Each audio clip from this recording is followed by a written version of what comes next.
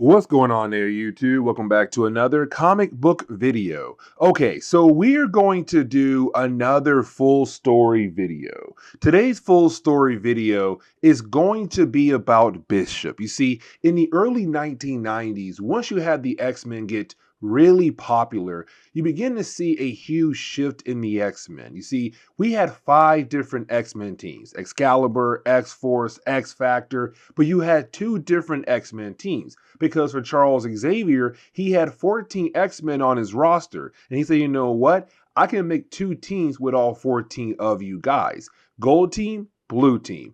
Gold team is being led by Storm, while blue team being led by, well, Cyclops. Now, when it came to Gold team, their adventures took place over in Uncanny X-Men. And so right after you had the whole Gold team and blue team begin happening in the X-Men books, we then had a new character arrive, and that character was Bishop. Now, Bishop had become a fan favorite character for a lot of X-Men fans, but for Bishop, for the first 7 or 8 issues when he appeared, he wasn't technically part of the X-Men. He appeared one day to come after a certain criminal, but then got stuck in the past. But after each and every single issue, we began to see him come closer and closer of becoming a member of the X-Men. And when he does, he was able to kind of build a bond with Storm as well early on.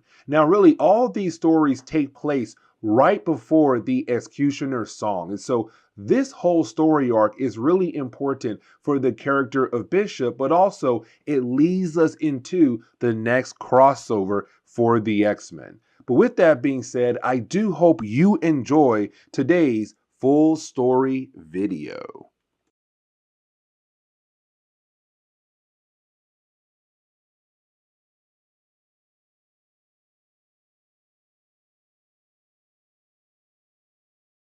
What's going on there, YouTube? Welcome back to another comic book video. Okay, so we're going to continue our coverage over the X-Men, but now it's time for us to jump back over to the Uncanny X-Men series. Now remember, by this point in our coverage, it's 1991. Chris Claremont is done working for Marvel. He left the company behind completely. And so this is Marvel trying their best to carry on where he left off at. But in 1991, we had 2 different X-Men teams. And the reason why, because Charles Xavier had 14 different X-Men. And so he was able to make 2 different teams: Blue Team and Gold Team. Now, Blue Team is being led by Cyclops, but we follow their stories over in the X-Men book. But the Gold Team is being led by Storm, and we follow her team over in the Uncanny X-Men book. And so today's video is all about the Gold Team over in Uncanny X-Men,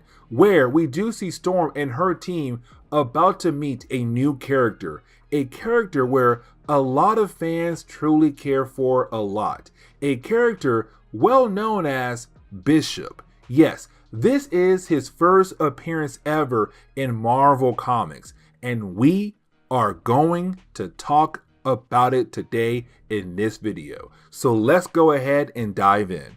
And so getting into today's video, we actually picked up with the Reavers. Now, we had actually talked about this group before. The Reavers are a group of cyborgs who work for a character known as Donald Pierce. Now, Donald Pierce is a cyborg himself. When it comes to Donald Pierce and the Reavers, their main goal currently was to get rid of the mutant race, but also their main target was Wolverine. And really, the last few times we saw them, they were going after Wolverine, but unfortunately, they just kept failing over and over again. Now, currently, these guys are staying at a base in Australia, just minding their business. But then out of nowhere, you have a group of Sentinels appear, just popping out of nowhere. And their main target right now is Donald Pierce.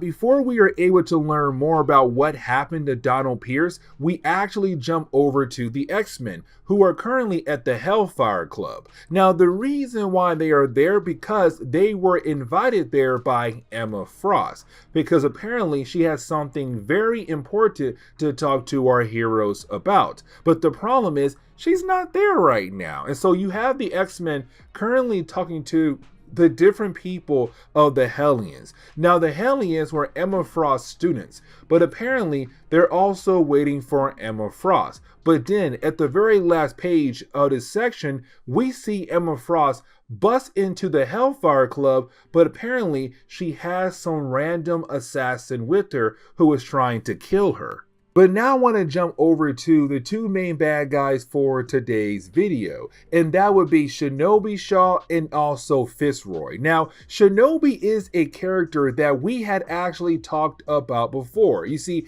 he is the son to Sebastian Shaw, a member of the Hellfire Club. Now, Fitzroy, unfortunately, is a character that we're not going to learn more about his character until later books down the road. But just know that these two characters are part of a new group called Upstart. Now, Upstart is a very competitive group. The only way you are able to join the group is by killing off a member of the Hellfire Club. But then after that, your next goal is to continue to earn more points. And the only way to do that is by killing off other mutants around the world. The more powerful the mutant is, the more points you'll actually get. Now, for Shinobi, he's number one in the actual organization, but Fitzroy, he's trying to join the actual organization. And so we do learn that Fitzroy is actually the person who is currently controlling the Sentinels going after Donald Pierce, because if he is able to kill off Donald Pierce, he'll be able to join Upstart. We also learn he also is going after Emma Frost, because if he's able to kill off Emma Frost, he'll get a lot of points and might be able to take number one in the Upstart program. And so that explains the assassin from earlier that Emma found. But getting back over to the Hellfire Club, we do learn that Emma Frost wants to actually torture the assassin who tried to kill her, to kind of learn who in the world has sent this assassin. Now, for the X-Men, it is not okay to torture anybody at all. And so you have the X-Men try their best to stop Emma Frost. But let's not forget that right now, her students are there, the Hellions, and so they try to protect her from the X-Men. And it does lead into a small battle between both sides. But then you have Jean Grey say, "Stop, everyone. We came here because she invited us, and we have to learn why." And so this is where you have Emma tell the X-Men that, listen, somebody is coming after the different members of the inner circle of the Hellfire Club. I'm not going to tell you who has been attacked, but I'm telling you right now, somebody is coming after us, and we have no idea who. But while you have our heroes talking to Emma Frost, that is when our heroes are being confronted by Fitzroy. Now, he just appears out of nowhere, and he's actually able to take out one of the members of the Hellions just like that, in a matter of seconds. But now we know that he came here to finish the job, to finish off Emma Frost with his own hands.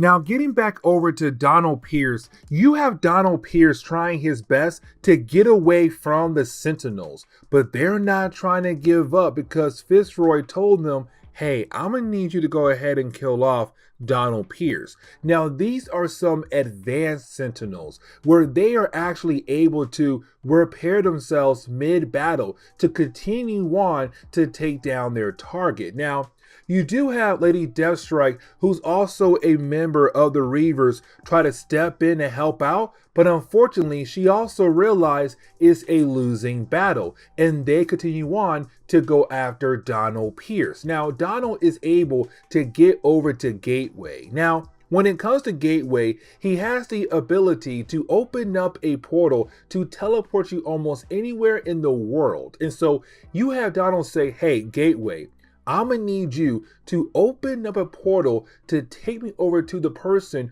who has sent these killing robots after me. And for Gateway, he's like, fine, okay, cool. Bam, right there. Go through it right now and you'll find a person who is trying to kill you. But getting back over to the Hellfire Club, we do see our heroes fighting against Fitzroy. Now, Fitzroy was able to kill off 2 members of the Hellions, Jetstream and also Beef. I almost forgot his name. Either way, you have Fitzroy being able to kill off both characters in a matter of seconds. And for Emma Frost, that is not okay at all. Now, when it comes to Fitzroy, his suit was made to protect him from the powers of Emma Frost. So unfortunately, she really can't do anything at all to him. But the rest of the X-Men, they can, because he was not really prepared for them. Even though he would love the idea to kill them off to get more points for the whole Upstart program, his suit was not made for them. And so in a matter of pages, you do have the X-Men being able to capture him. But right after that, a portal opens up. And of course, you have Donald Pierce arrive. Now, when Donald appears, he believes it was Emma Frost who is responsible for him being attacked by the Sentinels, even though it's actually Fitzroy who's only a few steps over and currently being held by the X-Men. Now, you have Donald Pierce trying his best to express his anger towards Emma, but the problem is the portal is still open. It stayed open too long. It allowed the Sentinels to follow through, and they killed off Donald Pierce in a matter of seconds. Now, after his death, you didn't have Fitzroy tell the robots, hey, I'm gonna need you to go ahead and kill off the X-Men and kill off the Hellions and attack Emma Frost as well. And so they do. So you have our heroes trying their best to work alongside with the Hellions to fight against the Sentinels. Inside the Hellfire Club building, it's complete chaos. Now, the X-Men are able to hold their own at first, but after a while, we do see different members of the Hellions being taken out. But then we see the end of one of the X-Men as well, and that would be Jean Grey. Now, this is huge because and the reason why, because for Jean Grey, when she came to the Hellfire Club for this meeting, she remembers that there was a point in time the Phoenix was pretending to be her. The Phoenix came here to the Hellfire Club and was turned into the Dark Phoenix. And of course, we already know how that story went out. But after the years of her being supposedly dead and then came back to life and learned everything the Phoenix did, she hated the idea of being inside the Hellfire Club because all she can remember is what the Phoenix did here or what happened to the Phoenix shortly after coming here to the Hellfire Club. But now it seems like she's going to die here as well at the Hellfire Club. Really, she actually does get blasted over and over again by the Sentinels. And once they do leave, you then have Storm, Colossus, and the rest of the X-Men. They run over and they see that Jean Grey is possibly dead.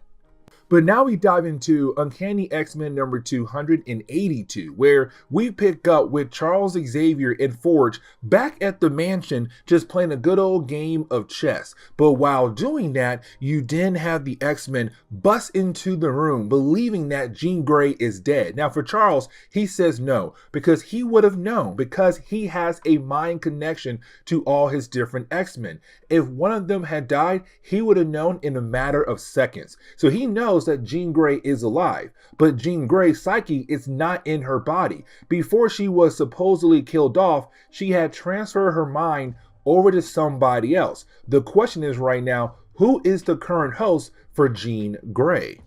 But now we have to jump over to the home of Shinobi Shaw, because you have Fitzroy head straight over there to kind of gloat in the idea that he was able to kill off Donald Pierce. And with the death of Donald Pierce, that means that, well, Fitzroy can join the Upstart organization. Now, he also believes that he'll become #1 in the whole entire organization now, because he's currently holding Emma Frost and he's also holding her Hellions as well. Once he kills them off, he'll have enough points to replace Shinobi at the top. Now for Shinobi, he's kind of like, nah, there's no way it's going to actually happen. Now for Fitzroy, he also wants the ring of Sebastian Shaw that's currently being held by Shinobi. And so you have Fitzroy say, hand over the ring right now, or I can have my Sentinels go ahead and take those rings off your hand. Now, for a Shinobi, he's all like, there's no way I'm going to give you my father's ring. But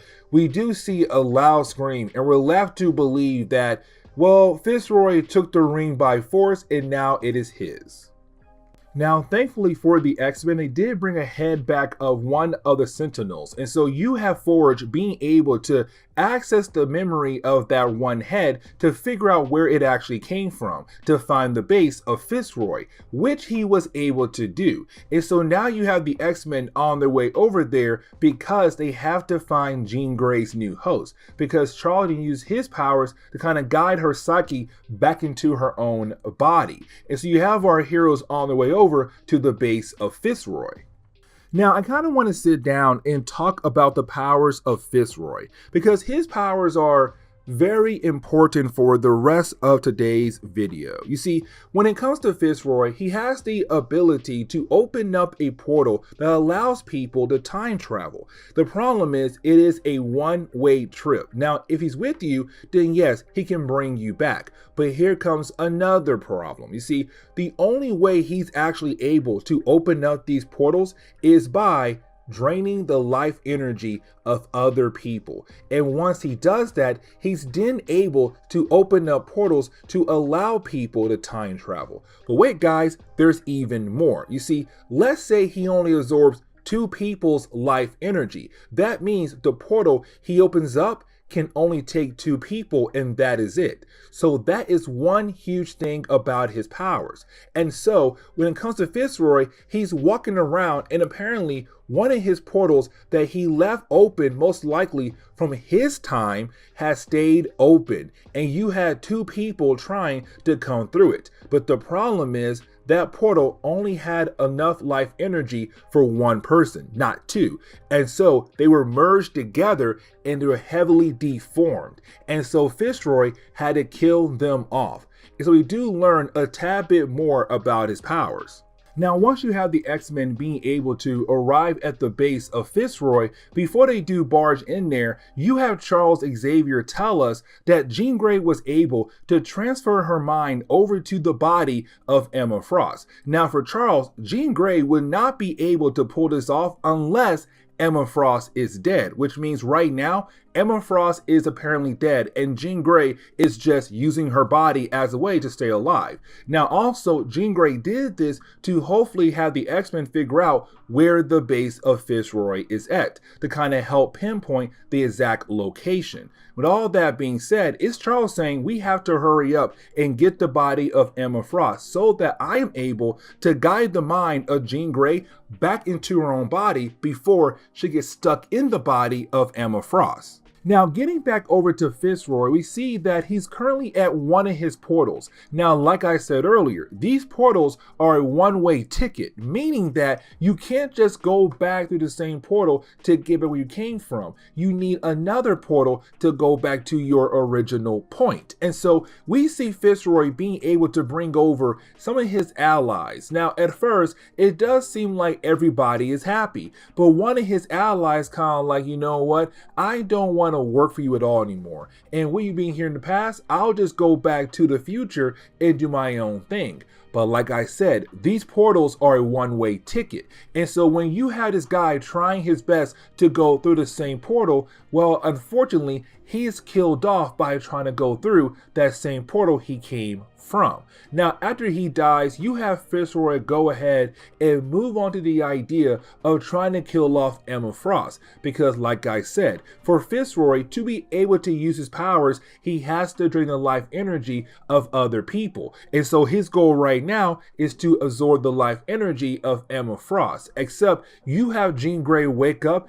and begin to use the body of Emma Frost as a way to fight back. Now, let's not forget, Emma Frost is a telepath. She is not a telekinesis. Jean Grey is both. And so for Fitzroy, he's kind of like, wait a second, Emma could not levitate at all. What in the world is going on here? But then you have the X-Men being able to bust into the actual base of Fitzroy. Now he's freaking out because he did not expect the X-Men to be able to find his base. But you do have the X-Men being able to grab the body of Emma Frost and get the body back over to the Blackbird to allow Charles Xavier to begin the process of bringing Jean Grey's mind back to her own body. Now you have the rest of the X-Men stay behind to fight against Fitzroy. Now he does try his best to use his advanced Sentinels to hopefully defeat the X-Men, but the X-Men were able to take them down very easily. Now when it comes to Fitzroy, he begins to freak out because he feels like he's about to lose.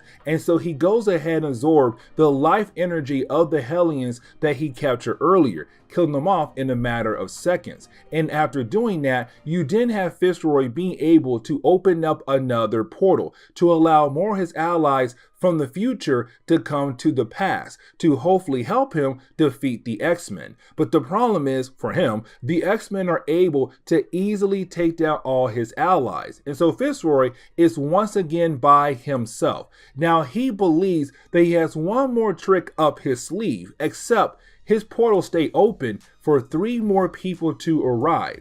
And one of them is, of course, Bishop. Bishop has arrived in the main Marvel universe, and he came here to the past to get Fitzroy.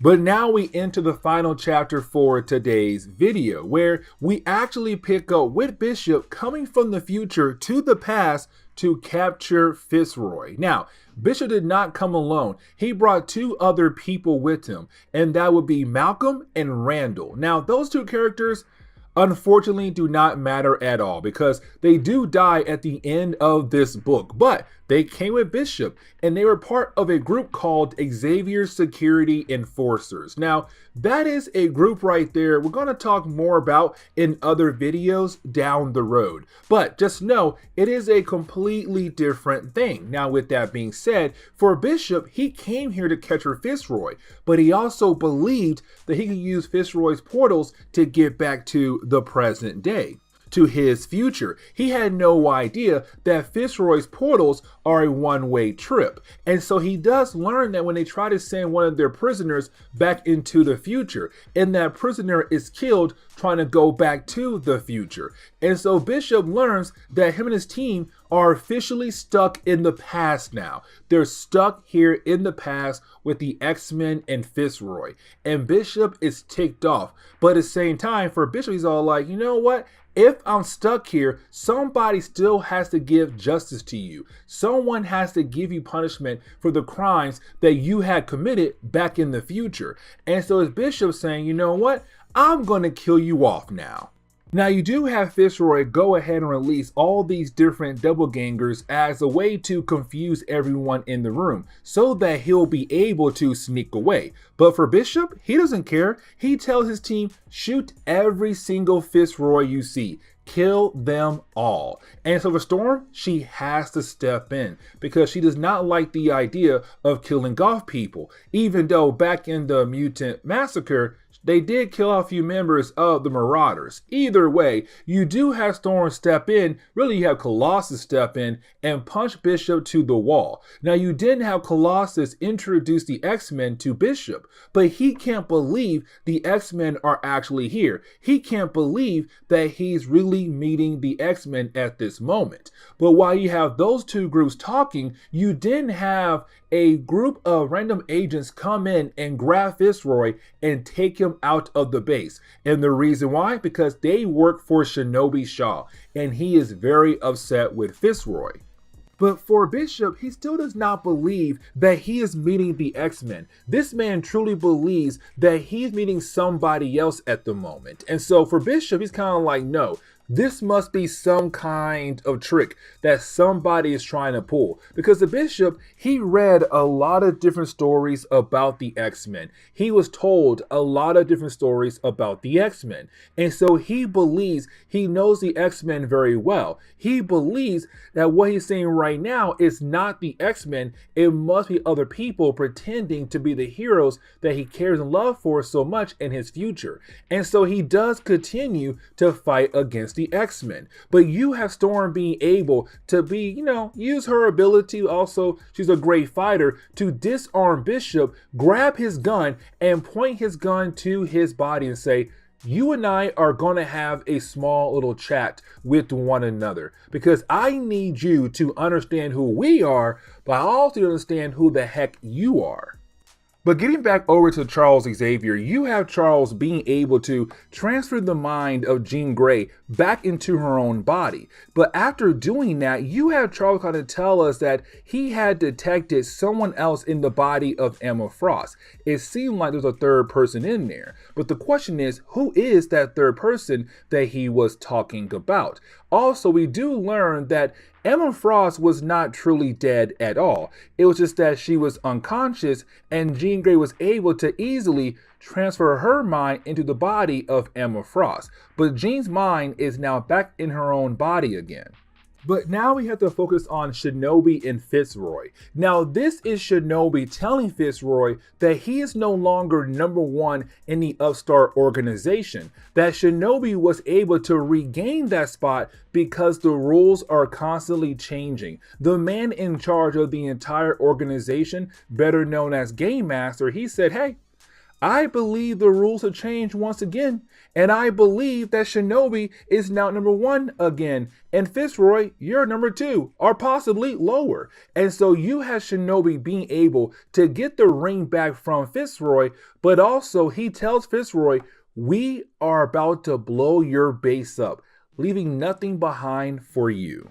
Now, getting back over to Storm and Bishop, those two characters are still arguing with one another because you still have Bishop believing that these guys are not the X-Men, that this must be another trick for Fitzroy to allow him to escape. Now, Shinobi said he is going to blow the base up. And so while you have Bishop and Storm arguing, the base begins to blow up. And you have the X-Men having no choice but to go ahead and retreat. And Bishop and his team, they also have no choice but to go ahead and retreat as well. But for Bishop, he makes sure that the X-Men cannot follow him nor his teammates for the time being. But his next goal is to figure out if that was really the X-Men or not. And if they are not, to him, he has to take care of those actors. But the last page of this book, we do get a look at Game Master, the character we were left to believe who was in charge of the whole Upstart organization. Well, we do learn there is another character, a young lady, and apparently she's the one in charge of Upstart. But these two characters, they got some big plans coming down the road. And the question is right now, what are those plans? But this is where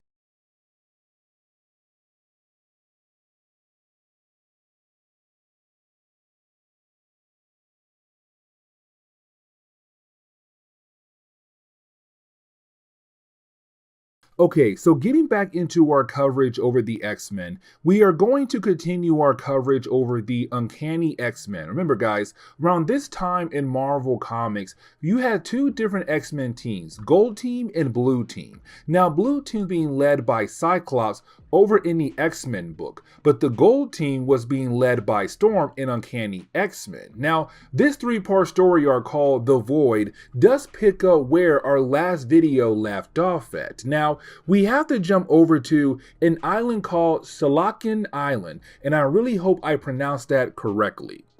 Now, Shalakan Island really does belong to Russia in the real world, but here's the catch. You see, over the years, you had Russia and Japan constantly fight over the island. Now, in today's video, you have both Russia and Japan governments agreeing to work together on a certain problem. You see, there is this huge crater in the middle of the island, and this crater is sometimes releasing a huge amount of energy, or a huge amount of energy has been detected. But the problem is the crater is completely sealed off, and so they called in Sunfire. Now, Sunfire is a mutant origin from Japan. Now, Sunfire has the ability to, shoot fire, but they're giving him a brand new suit to use as a way to direct his energy at a certain point in the crater, hoping that once he does it, it should actually open the crater up. And then they can try to figure out what in the world is going on with this crater. But here comes the big problem though. You see,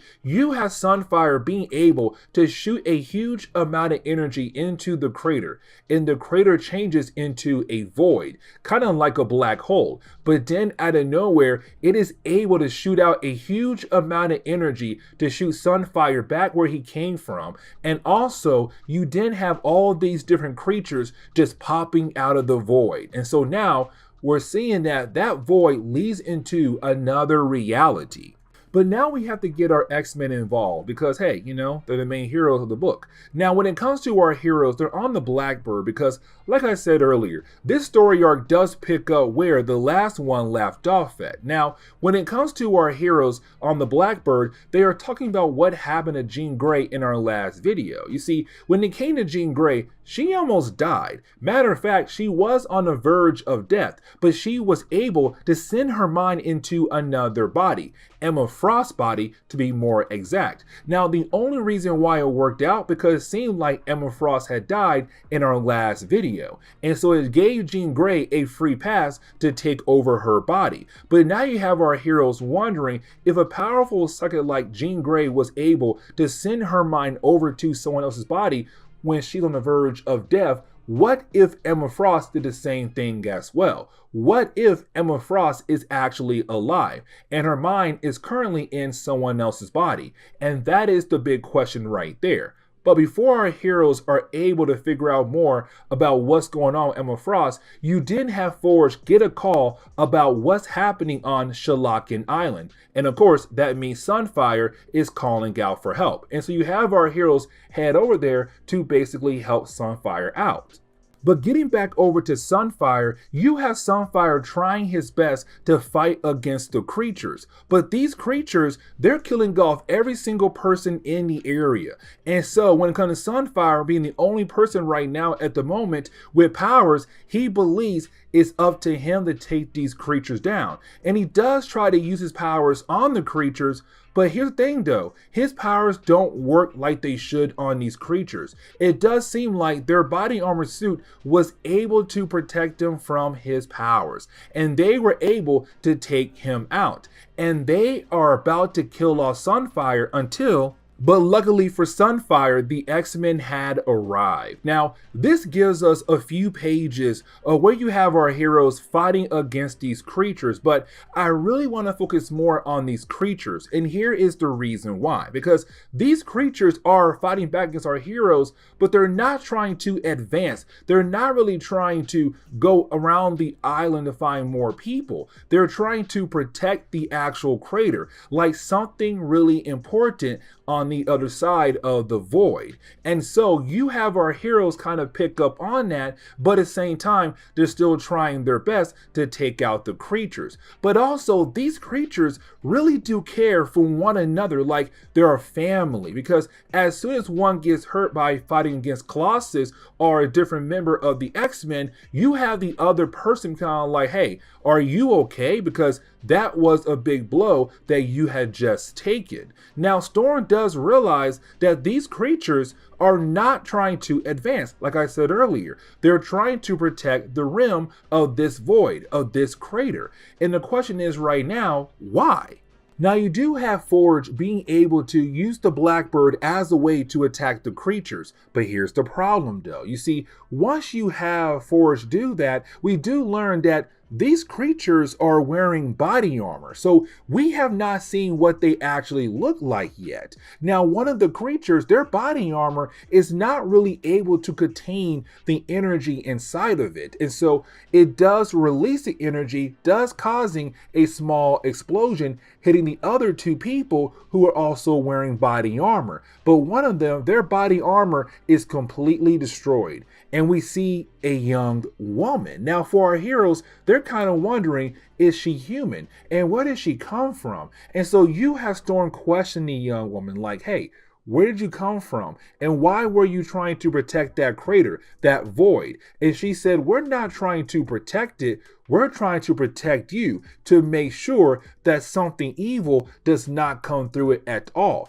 But you guys must get away from here now, because if you don't, you're going to get sucked in. And just like that, you have the crater turn back into a void again, a black hole beginning to suck everything in around it. Our heroes are getting pulled in as well, pulled into what seems to be a different reality. And just like that, they are gone. Now, let's not forget, though, that our last video, we were introduced to Bishop. And Bishop is still around. It's just that Bishop and his crew, the Xavier Security Enforcers, they're going around hunting down different people who also came from the future. Because remember, in our last video, we had talked about the character known as Fitzroy. And Fitzroy brought over a small army of people from the future. But now everybody from the future is stuck in the past. And so for Bishop, he has to make sure those guys are put down, because every single one of them are savages. They're going around killing Goth people. So for the time being, for Bishop and his crew, they are just going to go around killing Goth the different people who are from the future, killing Goth innocent people of the present day. But getting into Uncanny X-Men issue number 285, we now see that our heroes have been sucked into the void, and they now have arrived in a new world. Now, luckily for Jean Grey and Colossus, they were able to arrive in the new world together. But as soon as they wake up and look around, they realize they're surrounded by the same people we saw in the last chapter. Now, unfortunately, Jean Grey is taken out very easily and early on in this battle, but Colossus, who's currently in his still form, was able to hang on for a few more moments, but it only lasts just for a few more moments. They kept blasting him over and over again. Now, we still have not learned who these people are, but this chapter is going to give us some idea what's happening in this new world. Either way, once they're able to get Colossus back into his regular human form, they begin to praise him, because apparently he looks just like their savior. Apparently they have a prophecy that their savior would come and help them out. And apparently that savior looks just like Colossus. But now we have to jump over to Storm. Now, Storm had apparently arrived in the middle of the desert in this new world. Now, at first, Storm does seem like she's about to meet her end, because apparently the way she traveled really did a number on her. But luckily, she is found by a young man who then takes her over to his home. Now, he's able to kind of build a bond with Storm by giving her food, giving her wine. Everything is going great, but he's kind of wondering, where'd you come from, Storm? And she tells this young man, hey, I came through a portal. Now, this guy, he instantly freaks out because he knows about the portal, and he knows that something big is about to come down the road when it comes to the actual portal. Now, this guy is going to be really important, not just because of the portal, but also other things as well in later parts of this story. But now we begin to learn a tad bit more about this world. You see, in this world, you have a civil war going on. And currently, you have the rebels trying their best to fight against the rule of the queen of this world. Now, we do see a small battle taking place from both sides. But we also pick up with Archangel, who's currently unconscious, but his wings are not. Remember, when it came to Apocalypse, he wanted to make sure that Archangel was the perfect weapon for him to use. And so the wings, they have a mind of their own. And Archangel had tried his best to control his wings whenever, but right now he's unconscious, and the wings, they're able to do whatever they want to do. And so you have the wings begin to kill off every single rebel in this area. He is covered in blood. But the people who are working for the queen, who are part of the queen forces, they look at him as a hero because they were about to lose that battle against the rebels. Now, Archangel wakes up and realizes that he just killed a bunch of people, but he has no idea how and why in the world these soldiers are praising him like some kind of hero. Now, we do learn that Iceman and Sunfire were actually lucky to arrive in this new world together, but apparently they had crashed through the ceiling of some random bar in this world. And so you have some people who love going to that bar get very upset when the owner of the bar gets upset there's a hole in his ceiling. And so they are actually thinking about beating down on Iceman and Sunfire, which we already know that our heroes are going to easily take these guys out. Now, getting back over to Storm, we do learn from her mysterious friend what's going on with the Void. You see, the Void is basically connecting the two worlds, this one in the main Marvel Universe, Earth. But here comes the big problem. The Void is getting bigger and bigger, and sooner or later, both worlds are going to be sucked into the Void, and both will be completely destroyed. And so it's up to Storm and the X-Men to actually find a way to make sure that does not happen. So now Storm and her new friend have to find the rest of the X-Men, but also make sure that Void does not get any bigger, because if it does, it's going to bring the end of both worlds.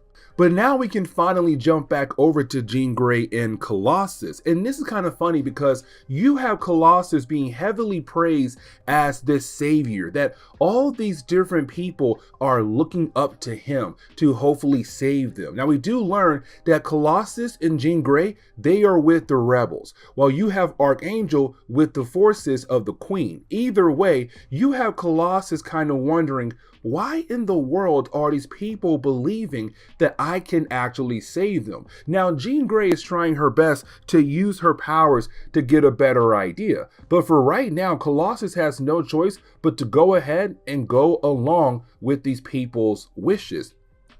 But getting back over to Iceman and Sunfire, like we already knew, they took those guys down who said they're going to beat them up for making a hole in the ceiling of that bar. But after doing that, you have Sunfire and Iceman get word that apparently the rebels were able to find their savior. Now, in the news, they do hear that the savior is someone who had the ability to turn to steel. And of course, our heroes knew it was Colossus. And so now their goal is to head that way to find their friend.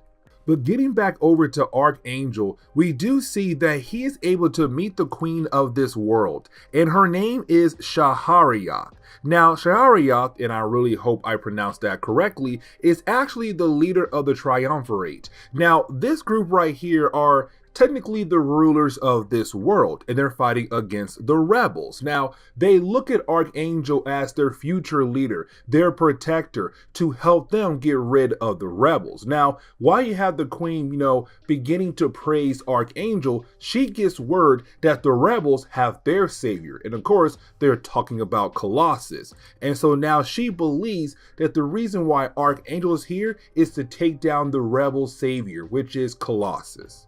But getting back over to Colossus and Jean Grey, you have Colossus kind of enjoying the idea of being praised as some kind of savior, but at the same time, he is somewhat nervous. But he's also wondering, how is he their savior? Now, we do learn that apparently there was somebody else before Colossus who looked very similar to Colossus, and that is why they believe that he is their savior. And so while you have Jean Grey and Colossus talking, well, you have Storm arrive, but she brought her friend, the friend from the desert, and her friend from the desert is actually Colossus' brother. It's Mikkel. And so we now kind of get the idea of why in this world they believe that Colossus was their savior, because Mikkel, his brother, who'd been long lost for many years, was actually here in this reality, in this dimension. And apparently he was being a hero maybe. But now we have to jump over to Trish Tilby. Now, Trish Tilby is actually a reporter in the world of Marvel Comics. She was a love interest for Beast early on in X-Factor Comics, but things did not work out. Now for Trish, we see her currently reporting that 2 dead mutants were found in the middle of the street. Now, these 2 dead mutants, they have markings on their face, and that tells us they came from the future, Bishop future, because remember, in the last chapter, we saw Bishop say he's going to go around and hunt down all the different mutants from the future and kill them all. And so these two mutants were from the future. But the problem is the public does not know that. And so when they found these two mutants, they're like, oh my God, they're two dead mutants, but they also have markings on their face, which means they most likely belong to a gang, which could possibly mean we now have gangs in New York. Gangs that are all full of mutants. And that could be very dangerous because mutants have a range of different kinds of powers. And so now this kind of does build up the fear for humans about the idea of mutants. And so you have Bishop and his crew overhear what everyone is saying about the mutant race. And so now Bishop realized that what he had done is completely wrong, but he wants to make sure that this timeline does not end up like his timeline, where apparently things fell apart for the mutant race. And so as we dive into the final chapter for today's video, we actually pick up with Colossus being very surprised that his brother is alive, because the last time we heard anything about the brother of Colossus and also magic, well, Colossus told us back in Uncanny X-Men issue number 99 that his brother had died because his brother was a cosmonaut, and apparently he died on one of their last adventures, one of their last space adventures. And so he believed this entire time his brother was dead, but in reality, his brother was in this other dimension, this other reality. Now, we also learned the void is getting bigger and bigger, which means the two Earths are about to be sucked into this void, and both realities are about to be destroyed. And so you have the people who believed that Colossus was a savior begin to ask Mikhail to save the world once again, because apparently he was the original savior. And so we begin to learn what exactly happened to Mikhail. You see, when it came to Mikhail, he joined the Soviet Union space program as a way to kind of being able to go on different adventures in space. And he became a cosmonaut. Now, Russia found out that he was actually a mutant. And so because of that, they're like, hey, listen, we had a certain mission where we want to send a team in of cosmonauts into this other dimension. And we believe that your power, the ability to warp energy around you, should be good enough to protect you and your fellow cosmonauts as you go through this portal that will lead you to another dimension. And so for Mikhail, he was down with the idea. One, because again, he wanted to go on crazy adventures, but two, he was very loyal to Russia. And so he had accepted the mission, which means that many years ago, Russia was trying to access the void. The void was sealed up like it was in the present day, but Russia could not leave enough alone. Now, unfortunately for Mikhail, when him and his team had arrived into this other reality, well, he learned that his team was completely killed off. They had died because of traveling into this other dimension. But he was founded by the Avatar. Now, back then, the Avatar was actual ruler of the Triumvirate. And matter of fact, that group right there believed the entire world belongs to them. But the Avatar was the king. Now, after a while, you have Mikhail being able to meet the Avatar's daughter, his eldest daughter, and they fell in love and they got married and everything was going great until you had Mikhail realize that his team was not killed because of traveling through the dimension barrier. Instead, they were killed off by the hands of the Avatar. You see, the Avatar gets his powers from the void, but on top of that, over the years, different things were able to make it through the void, and he would use those different things as entertainment. And so when it came to Mikhail's team, well, unfortunately, they were his latest entertainment. Now, Mikhail also found out that the Avatar was a horrible ruler, and there were a group known as the Rebels who were trying to overthrow their king. And so you have Mikhail being able to join the side of the Rebels, but that led to his downfall. You see, Mikhail knew if he was able to close down the portal where the Avatar got his powers from, the Avatar could be easily defeated. Here comes the big problem though. You see, Mikhail does have the ability to warp energy around him. And so he was trying his best to use that power to close the portal of the void. Except once he did it, it sent out a huge feedback of energy, hitting everybody in the area, killing everybody in that area. The Avatar, dead.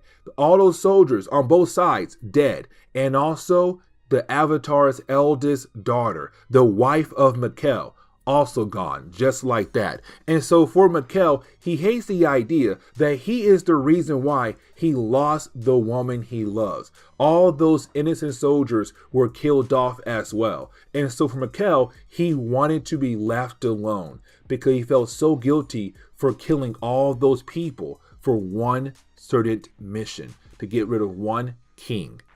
But then we get a page to remind us that Iceman and Sunfire are still on their own, and so their goal right now is to find a way over to Storm, Jean Grey, and Colossus.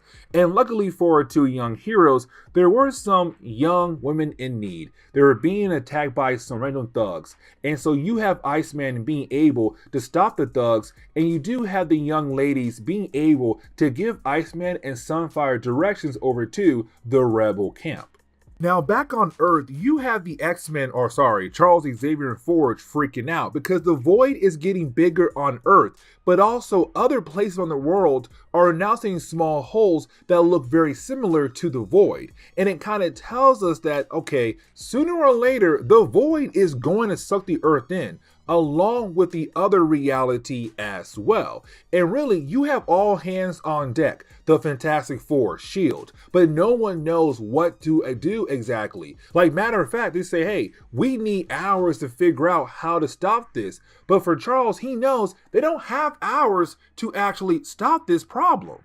But getting back over to Colossus and Mikhail, this is a really big moment, and let me explain why. So for Colossus, he's asking his brother to use his powers again as a way to save both worlds, because it was Mikhail last time who closed the void. He can do it again. But for Mikhail, he's worried about the idea of having another huge energy feedback shoot out and kill every single person in the area, including his little brother. And so he tells Colossus, you don't understand what it's like to lose people. Now for Colossus, that ticks him off. Like, in a matter of seconds, you have Colossus no longer being that sweet character. He's now going ham on Mikhail because he says, you don't realize that you have been gone for so long that 1, I had joined the X-Men. 2, we now have a little sister. And 3, I found out I was a mutant. And he shows Mikhail his mutant ability to turn to steel. But it's Colossus saying, ever since I joined the X-Men, all I had experienced is loss. And technically, he is correct. Thunderbird, when Jean Grey had supposedly died in the past, and other people who were close to the X-Men had died over the years. And so for Colossus, he knows what it's like to lose people. But the thing is, he hates the idea that he used the spirit of his brother as a way to push on in life, to only find out that 1, his brother is alive, but now his brother is being a coward. And so you have Colossus just walk away. And for Mikhail, you have Storm tell Mikhail, you have to realize that your brother looked up to you. And now you're showing him being the opposite of the man he thought he knew, the man that he respected. And also, you have to understand that that's not just your baby brother. That's Colossus. He's a grown man. He went through a lot. But now we have to jump over to Archangel. Now, Archangel, we actually see him training the people of the Triumvirate. And the reason why, because his mind is being controlled by Shahariyath. And I really hope I pronounce her name correctly this time. But she has the ability to control the minds of people after she had touched him, and only for a short period of time, but it does give her enough time to control the mind of Archangel, and she's going to use him as a way to lead her forces against the rebels, to finally have control over the entire world again, like her father, the Avatar, was. And Archangel has no idea what's going on because his mind is currently being controlled. And honestly, it does not take long for the actual war to begin once again, because we do see the next page, you have Archangel leading the forces of the Triumvirate over to the rebels' camp to take them out. And you have both sides going back and forth for a good amount of few pages. But then in the middle of the battle, you have Colossus trying his best to protect one of his own from being hit. But the problem is for Mikhail, he believes that his brother is now dead. Now Colossus is not dead, but the blast was able to do enough damage to turn Colossus back into his regular human form. And for Mikhail, he knows what he has to do now. And so you have Mikhail know what he has to do to save everybody's lives here. So you have Mikhail tell Iceman, I'm gonna need you to put an ice barrier around the area. And the reason why, because when it comes to that huge energy feedback, it's not actually gonna shoot out at all because your ice gonna hold it back. While you have Sunfire shooting a hole into the actual void to give our heroes a way to go back home. And then Mikhail is going to use his powers as a way to close the hole once everybody is able to go through the portal back over to the main Marvel reality. And so you did have our heroes follow that plan and everything works out. And the ending of the book is really more of everyone making it and at first believing that Mikhail could possibly be dead because he did use a huge amount of energy, to only find out that one, he survived, and two, now our heroes are back on their Earth, and three, Colossus is able to be reunited with his brother, but now Mikhail has to meet his little sister. And with that being said, this is where we're going to end today's comic book video. So please leave me a like down below and subscribe. But guys, see y'all next time. Later.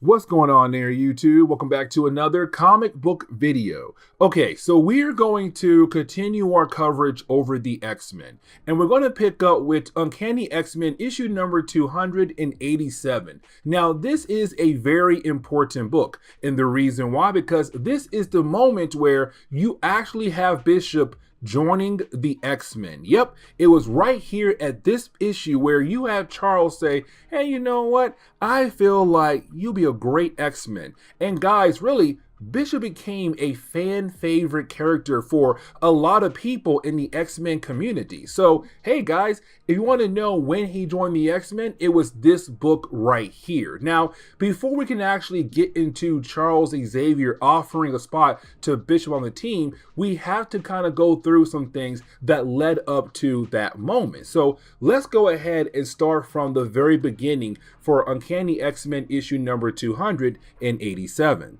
Now, something we have to remember is that Bishop comes from the future, to be more exact, 70 years in the future. Now, the only reason why he's back here in the past at this moment is because he's chasing after a certain character known as Fitzroy. Now, when it came to Fitzroy, he was a criminal from the future who escaped to the past because he has the ability to open up portals that can go, well, anywhere in time, it seems. Now, for Bishop, he had no idea that Fitzroy's portals were a one-way trip. So unfortunately, Bishop and his team, they're now stuck in the past. But when it came to Fitzroy, he also brought other inmates from the future into the past as well. And so for our Bishop guy here, he said, you know what? Let's go ahead and kill off all the inmates who came from the future who are now in the past as a way to protect the past from these crazy bad people. So Bishop and his team have been going around killing off different inmates from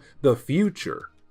Now, something else I do want to mention is that around this time in Marvel Comics for the X-Men, you had two different X-Men teams, Gold Team and Blue Team. Let me explain. So back in the early 1990s, you had two X-Men books, Uncanny X-Men, and X-Men. If you were reading X-Men, you were following Cyclops' team, the blue team. But if you were reading Uncanny X-Men, you were following Storm's team, the gold team. And so in this book, we're following Storm's team as they go out of their way to find Bishop once again. Now, by this point in our coverage, the gold team has already met Bishop before, and honestly, Storm does not like the guy at all. And the reason why, because Bishop is so okay with the idea of murder as a way to handle different kinds of situations. For her, murder should be the last resort to handle a certain kind of problem. Now, for Bishop, he also has been causing some problems for the mutants in the past. Let me explain. So remember, guys, when it came to Bishop, he's going around killing off mutants from the future, people who are technically criminals. Except when he does that, he leaves their dead bodies in the middle of the streets. And so in our last video, we had talked about the idea that Trish Tilby, a reporter, had found 2 dead bodies of criminals from the future just laying in the middle of the street. But because those inmates had markings on their face, you had the public believe that those mutants belong to some kind of gang. And so to the public, they're now believing in the idea that there might be multiple gangs out there of mutants, and sooner or later, we're going to have a mutant gang war. Who knows? But either way, when it comes to the X-Men, they're hearing the latest report of Bishop and his crew right now going after a few more inmates. Now, one last thing I do want to talk about is the whole idea that Bishop team calls themselves Xavier Security Enforcers. Now, we don't know much about that whole concept just yet. All we do know is that apparently in the future, they're trying their best to carry on Charles Xavier's dream. And that's really it. Now, as we go through our coverage over the X-Men, we're going to learn more about the whole idea of Xavier Security Enforcers. But for right now, all we know is that they're trying their best to carry on Charles Xavier's dream. But getting back over to Bishop and his team, we're seeing them going after, well, some more criminals from the future. The problem is the battle gets way too intense, to the point where there is a small explosion that does kill off the other 2 members of Bishop's team, leaving him as the sole survivor of his team now. And Bishop is really ticked off because now he lost his whole entire team, people that he was actually very close to. And he wants revenge against the people who had actually killed off his team. Now, you do have the X-Men actually arrive just in time to stop Bishop from killing off somebody else only because he wants revenge against that person. But you didn't have Bishop being able to shoot a blast at Storm. Now, that blast, it does completely miss Storm, but for a very good reason. Now, before we were able to learn about that reason, you didn't have Colossus being able to use his super strength to send Bishop flying across the room. Now, unfortunately, it does end up getting Bishop impaled by a metal pipe, but then you have Colossus realize that the blast Bishop shot earlier was to save Storm's life. You see, there was another criminal who was about to shoot Storm right out of the sky, but Bishop had saved her life. Now, once you have our heroes done talking about what Bishop did, they realize that he had escaped. But the problem is, the man's trying his best to walk away, but homeboy is bleeding out very, very badly right now. And of course, it could lead to him actually dying. But then we get a flashback that kind of tells us the whole complete story of how Bishop came from the future into the past. And so getting into the flashback, we actually pick up in the future where we have Bishop and his team chasing after Fitzroy. Now, we do learn that when it comes to Fitzroy, apparently his father is heavily in politics. And because of that, you have his father being able to protect him almost any time he does commit a crime. But his dad said, if you do anything else that brings more shame to our family, I'm going to do some horrible things to you. And so this is Fitzroy trying his best to get away from Bishop and his team before he gets arrested. Now, we do learn a tad bit more about the Xavier security enforcers. We do learn that apparently it was put together as a way to police mutants,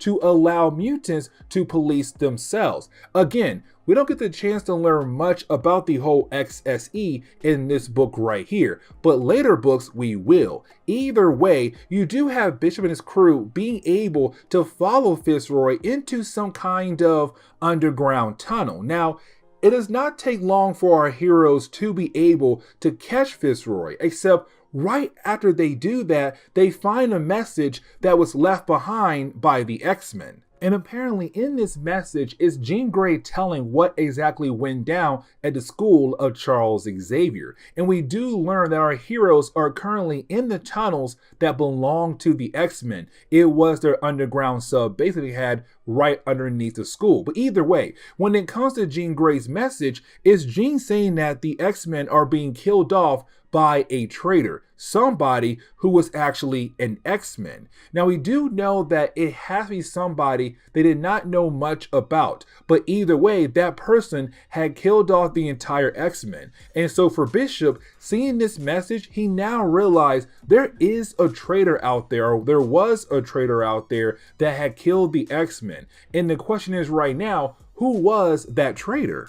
Now after that, you didn't have Bishop and his crew take Fitzroy over to a prison called the Pool. Now the Pool is basically floating where Manhattan used to be at, the grave of Manhattan. Now, besides Bishop just going ahead and dropping off Fitzroy, he's also paying a visit to what seems to be another prisoner. And that prisoner would be, well, Gambit in the future. Now, before Bishop has any time to say anything, apparently Gambit knows what Bishop is gonna say and what Bishop is gonna ask. Like, for example, hey, I found a school of Charles Xavier. Cool. But also, I want to know who was the traitor. But Gambit here is not trying to give Bishop any kind of information at all. And so, unfortunately for Bishop, he just has to leave without actually knowing who could be the actual traitor.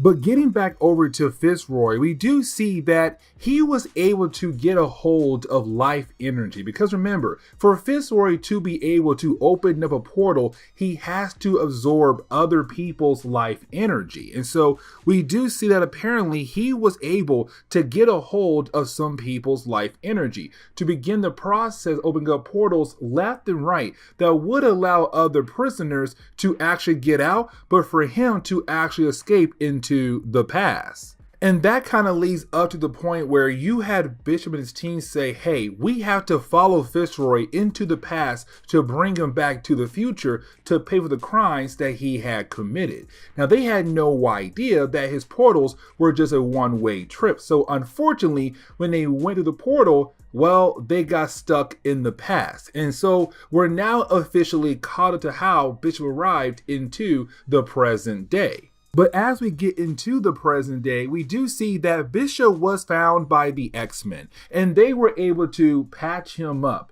But after doing that, you did have Charles wanting to have a one-on-one conversation with Bishop. And so he kicked out the rest of the X-Men to have this one-on-one conversation. Now, the conversation does not really last that long because by the end of the last page of this book, you do have Charles come out and say, hey guys, so we talked and I feel like he should join the team. So guys, meet Bishop, the newest member of the X-Men. And the book ends on that note, kind of wondering how in the world did Charles come to this decision to allow Bishop to join the X-Men. But this is where we are going to end today's comic book video. So please leave me a like down below and subscribe. But guys, see y'all next time. Later.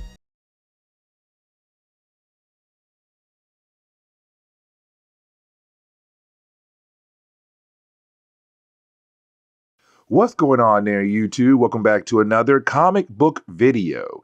Okay, so we're going to continue our coverage over the X-Men, but now it's time for us to jump back over to Uncanny X-Men. Now remember, when it came to the early 1990s, X-Men got really popular. I am talking about the idea of having 5 different X-Men teams. You had X-Factor, Excalibur, X-Force, and you had 2 different X-Men teams. And the reason why, because the original X-Factor team had rejoined the X-Men and gave Charles Xavier 14 different members on his team to actually use. And he said, you know what?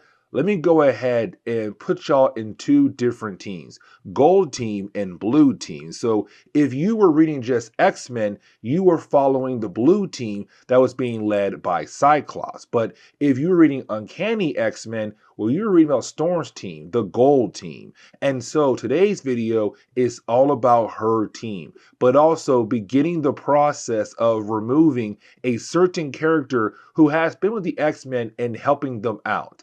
And I am talking about Forge.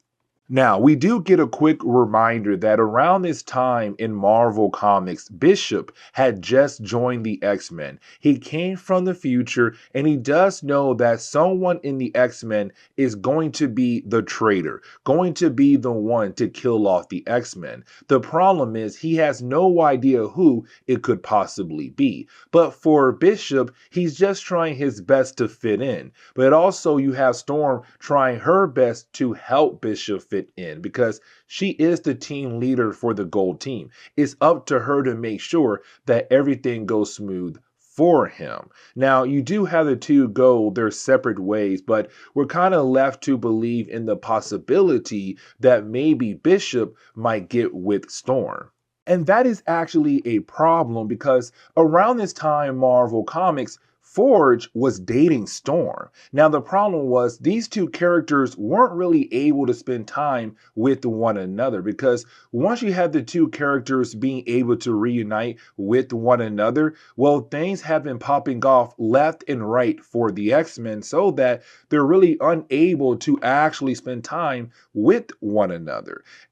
And so we see Forge in the hangar trying to fix the Blackbird. But while doing that, he is confronted by Bobby Drake. Now, Bobby has a big date tonight with Opal, his girlfriend. Really, it's him and Opal meeting his parents. It's her meeting his parents for the first time ever. And he needs Forge's help to tie his tie. But Forge really can't tie a tie, but also Forge wants to be left alone, because this man, he wants to be with Storm. He wants to spend time with her, but like I said, unfortunately, being an X-Men, they're not really able to spend time with one another.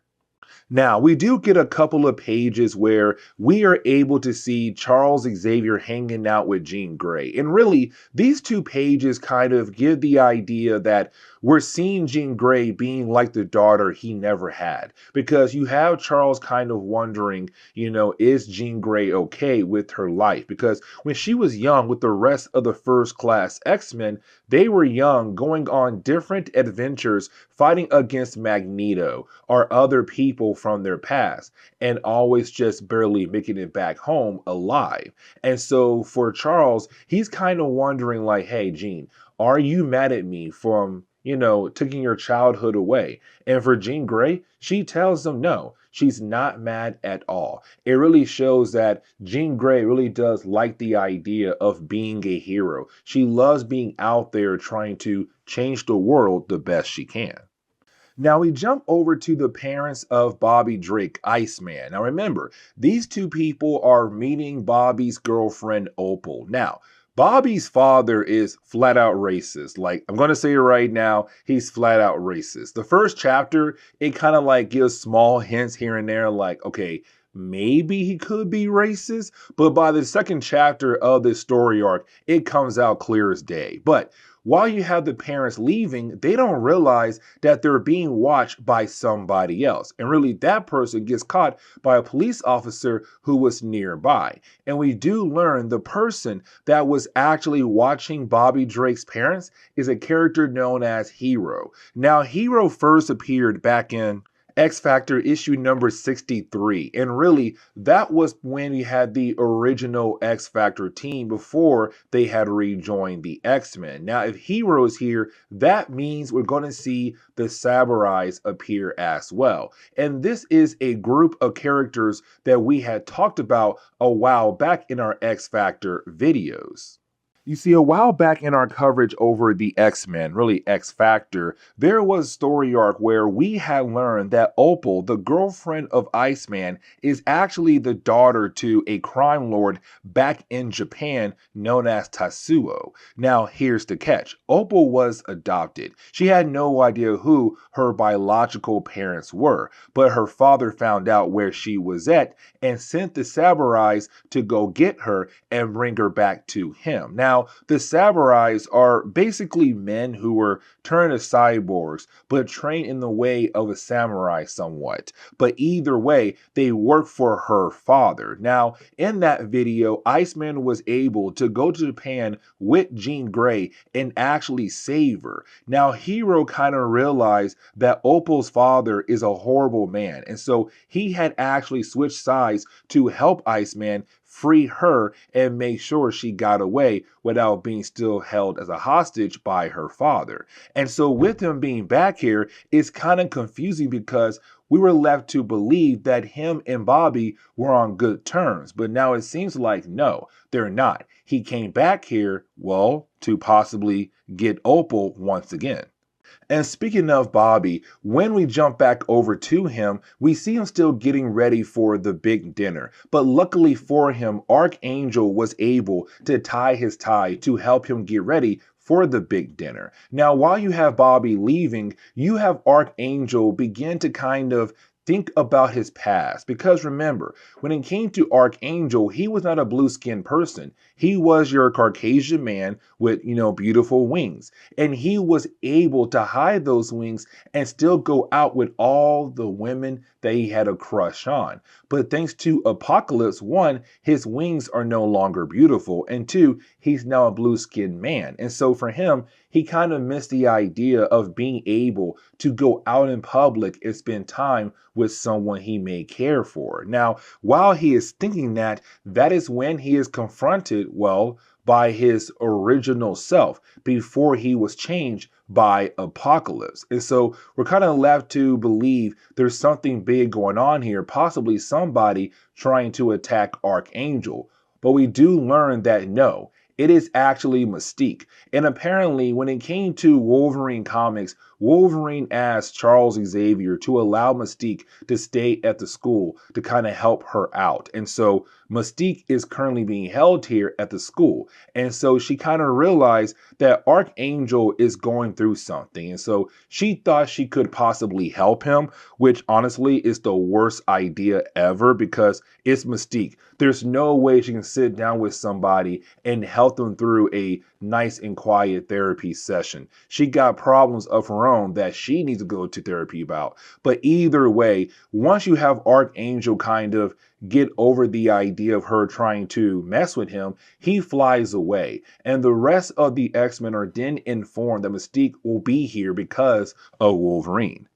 Now, this also leads into a small argument between, well, Bishop and Forge, because you have Bishop step in, try to tell Mystique what she did was completely wrong. Yes, she was trying to help Archangel out, but it was still wrong. And so you have Bishop giving her the riot act. Now, Forge steps in, tries to protect Mystique. And when he does, you have Bishop.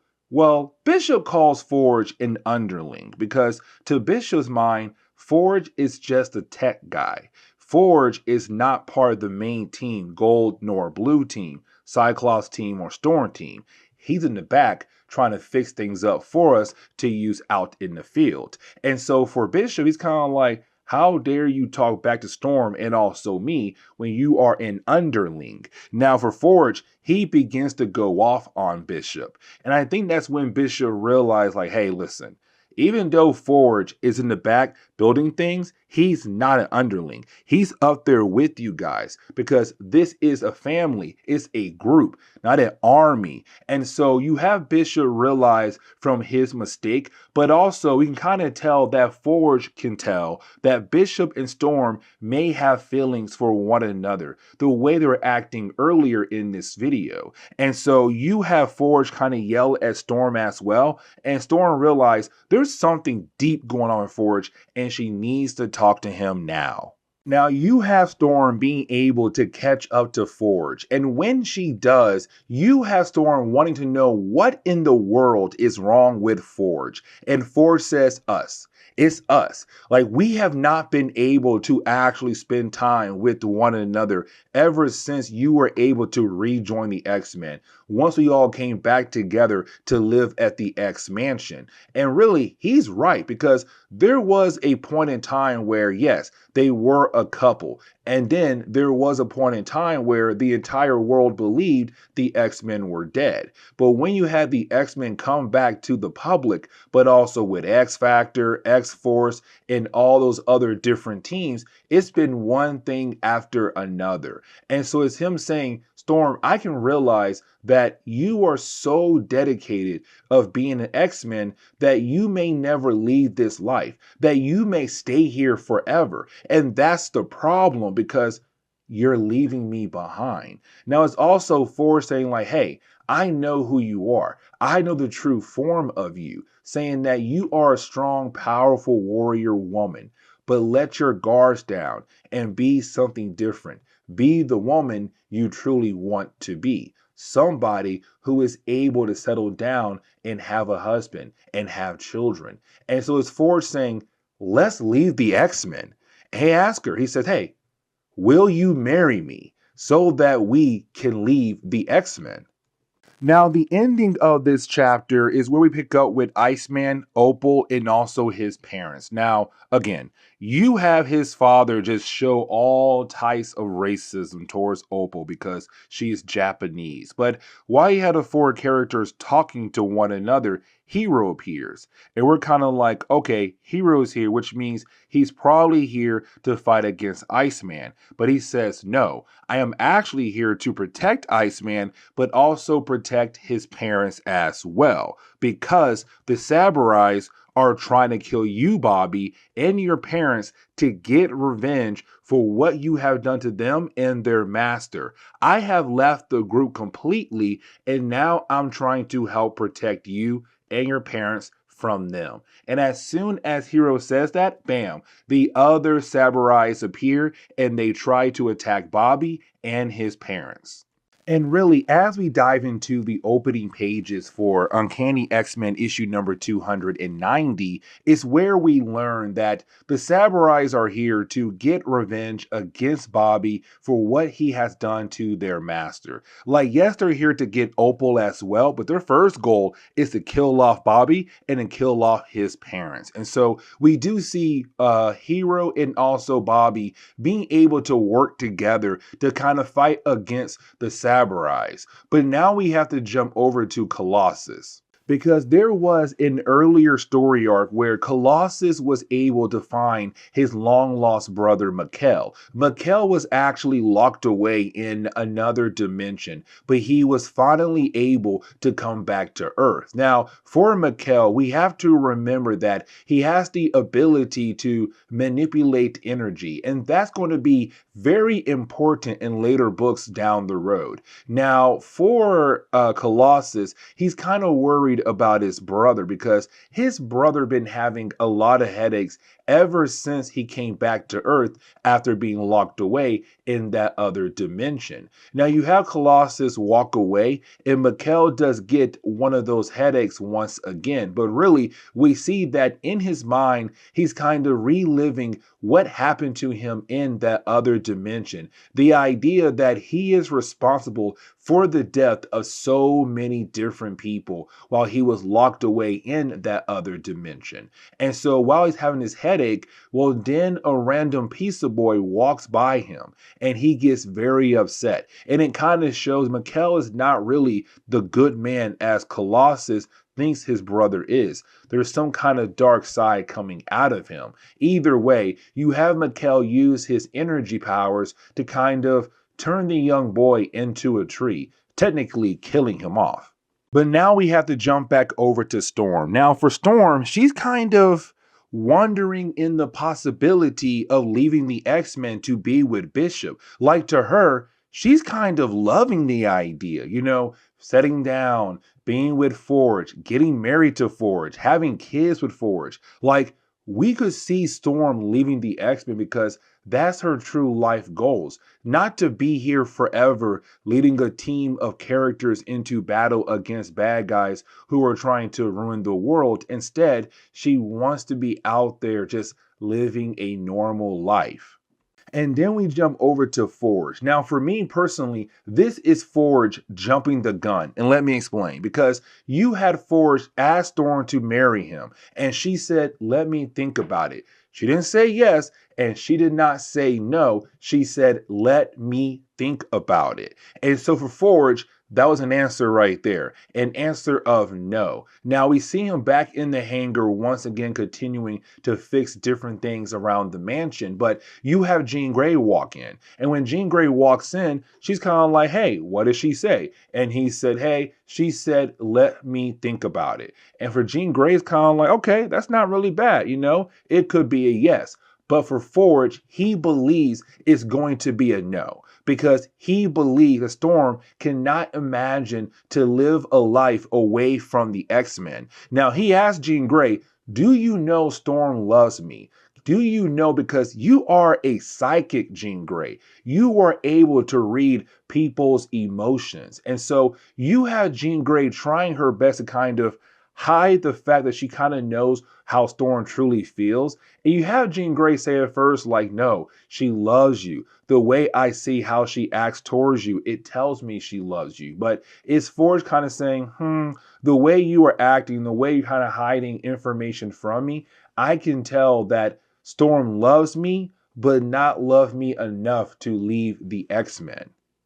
Now, we are able to actually check in on Bobby and Hero and also Opal, and we do see the two characters still fighting against the Samurais. Now, the battle is still going on, but you have Bobby realize that it's probably best for him to go ahead and get Opal the heck out of there because, one, she is a regular human, but two, because that's his girlfriend. He wants to protect her from anything going on. And so he tells Hero, hey, I am going to get her out of here. You had Hero say, leave, I'll be right behind you. But in reality, he won't be. But now we can jump over to Bishop. Now you have Bishop just standing out in the rain, trying to think about his life, about the idea of being an X-Men, trying to fit in. But then you also have Bishop kind of tell us that if Storm leaves the team, he will feel truly alone. Now, while he's outside thinking, you have Mystique appear. Now, once again, it's Mystique trying her best to kind of help people out, even though she's horrible at doing that. But either way, you then have the two characters kind of go back and forth about each other's failures in life. Like, for example, the idea that Mystique lost Destiny, her wife, the woman she loved. And for Bishop, he's kind of like, listen, you need help working through that right there. But for Mystique, she tried to tell Bishop, you also need help because you came back in time with a team and you lost your entire team and now you are the last man standing. And honestly, she's right. Now, while you have the two characters going back and forth, this is where we learn that Mystique's mind is slowly falling apart because over the years with her kind of being able to be almost anybody she wants to be is kind of messing with her mind. All those different personas are in her mind all at once. And so because of that, the reason why she's there at Charles Xavier School is to hopefully find a way to fix her mind. And you have Forge step in and take her away.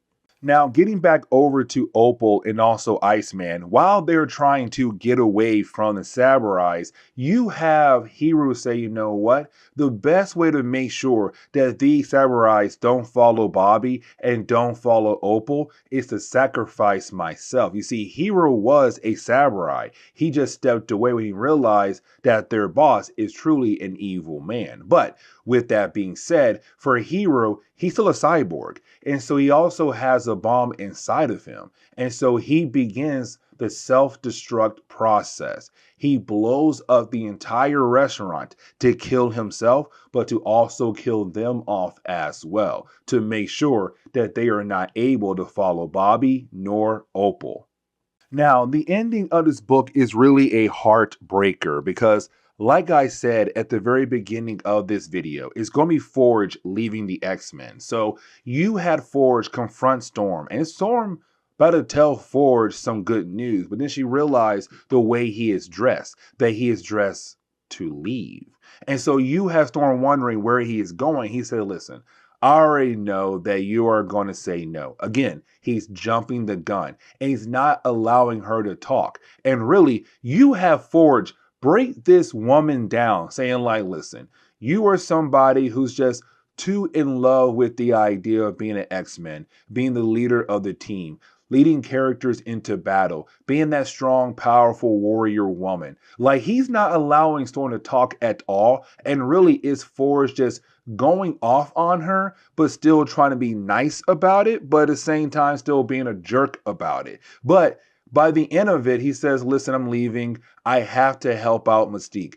Destiny was right. Before she had died, she told me that Mystique and I were going to end up together. And I guess she was right. I have to help out Mystique because her mind is literally broken. And so after he says that, he walks away with Mystique and he goes wherever. But you didn't have Storm whisper that she was going to say yes. And so now she's crying outside the mansion and Bishop sees her. And it's kind of like, oh, is Bishop going to end up with Storm? But this is where we are going to end today's comic book video. So please leave me a like down below and subscribe. But guys, see y'all next time. Later.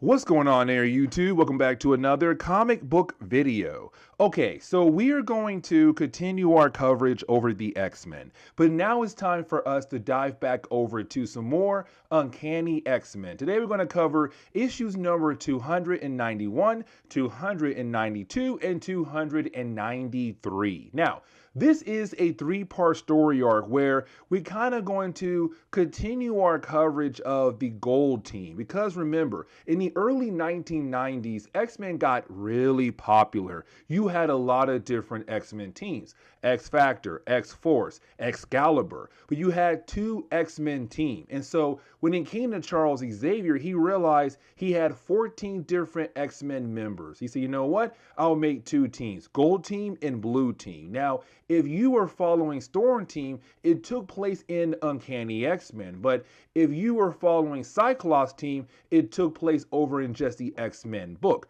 Blue and gold. Storm is gold and Cyclops is blue team. Now, today's video, we're going to focus on a certain character known as Mikkel. And Mikkel is the older brother to Colossus. And he first appeared a while back in our coverage over Uncanny X-Men, but now it's time for us to, well, remove him from the book for a short period of time. And so getting into today's video, we're going to jump over to Uncanny X-Men issue number 291, where we actually pick up with Colossus opening the door to Callisto, who does seem to be severely injured. Now, guys, remember, Callisto used to be the leader of the Morlocks. Now, remember, the Morlocks were a group of mutants who lived in the tunnels of New York. And the reason why? Well, because of their mutation. You see, sometimes when mutants gain their abilities, it can also change their appearances. And so you had the Morlocks who were mutants who had their body changed. hide in the tunnels of the New York City. Now, with that being said, Callisto was their leader for a very long time. Now, really, she lost that role to Storm a while back. But because Storm was not going to stay down there in the tunnels with the Morlocks, she asked Callisto to be their leader while she was gone. The problem was, well, Callisto lost that role to Mask, another character who took over the leadership role in earlier books that we had covered. Now, when it came to Mask, he also had the ability to change your appearance. And so with him, he wanted full control of the Morlocks. And so he changed Callisto into a beautiful woman so that she could no longer be the leader of the actual group, because now she was no longer disfigured. She looked normal and could actually go out in public. Now, with all that being said, we cannot forget that back in X-Force, Mask died. He was killed off by Cable in X-Force. And so with all that information, we learned the Morlocks had apparently attacked Callisto, and she was only barely able to make it over to the X-Mansion. But she did not come alone. She actually came with another character, and that would be Healer. Now, we have to jump over to the brother of Colossus. Now, the brother of Colossus, better known as Mikkel, has been only around for a very short period of time in X-Men comics.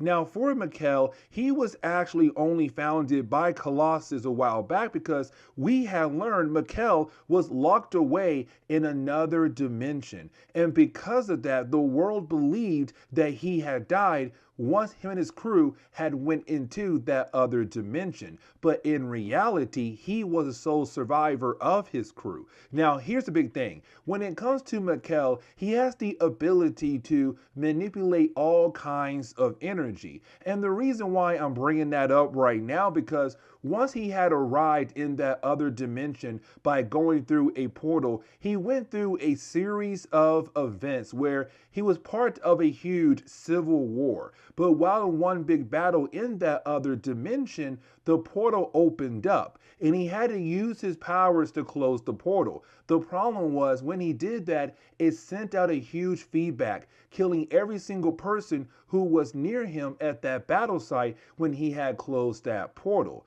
And so ever since Colossus and the X-Men had brought him back over to the main Marvel universe, well, he has been having these headaches. And with those headaches, he began to see all these different dead bodies of people he had killed when he had closed that portal in the past. And so for him, it's kind of like his mind is slowly falling apart. And it only began once he was able to come back into the main Marvel universe. Now, this is going to be very important when it comes to the idea of him kind of being removed from comics. Now, for Charles Xavier, he does use his powers on the mind of Callisto to kind of get a better idea of what she actually went through. And we do learn that apparently after Mask was killed off, the Morlocks were unable to find another leader. And so it does seem like they were trying to maybe go back to Callisto to bring her back into their ranks. But for Callisto, when she had her body changed into a beautiful woman, she kind of loved the idea that she now had a life again away from the Morlocks. Either way, they were attacking her. Now, she was actually warned by Healer before the attack came. But either way, they arrived and she had no choice but to go ahead and battle against them. Now, she was able to win not very easily, but she was barely able to win and get the heck out of there. But she knew the only people who could possibly help her is the X-Men. Now, things get a tad bit crazier where you have Mikkel being able to jump into the connection going on between Charles Xavier's mind and also Callisto's mind. Because for Charles Xavier, only the X-Men were invited inside the second connection, but somehow Mikhail was able to jump in even though he was not invited. And so for the X-Men, they're very confused of how powerful Mikhail truly is. Because like I said, the man has the ability to manipulate all types of energy. Now with all that information, Mikhail is saying, listen, I think the X-Men are overreacting. Like yes, she was attacked by her old group, but I don't think the X-Men have to jump down the Morlocks tunnels and stop them because it seems like they just need a new leader. It seems like they're lost because they have no leader anymore. Now you do have Storm begin to blame herself, and here's the reason why. Because let's not forget that in the past, Storm was the leader of the Morlocks once she was able to take down Callisto. But the problem was Storm was still an X-Men, and so she could not stay in the tunnels with the Morlocks. And so she left Callisto in charge while she was gone. But here's the problem. You see, Storm, she believes if she had stayed down there with the Morlocks, none of this would have happened. But the problem is now she feels like it's all her fault. Now, for Archangel, he does blame Storm for what has happened. Because let's not forget, in the very first X-Men crossover, better known as the Mutant Massacre, you had a group of mutants known as the Marauders go into the tunnels of the Morlocks and begin to kill them off left and right. Now, while that was happening, you had the X-Men and X-Factor go into the tunnels to help out the Morlocks. But while doing that, Archangel unfortunately got seriously injured. Now, he was not injured by the Morlocks, he was injured by the Marauders. But because of that, he was so severely injured, he lost his wings, which then led to him meeting Apocalypse and becoming Archangel. And so for Warren, he's kind of like, no, this is your fault, Storm. If you were down there to be a good leader, maybe, just maybe, I would have been able to keep my wings. Now you have our heroes hear a scream, and they realize that scream came from Callisto in the med labs. And so when they go over to her, they see that Healer had used the last amount of his power, the last amount of his life force to change Callisto back into the form she was before Mask had turned her into a beautiful woman. So technically Callisto does look like her old self again and could most likely take up the role of the leader of the Morlocks if she wanted to.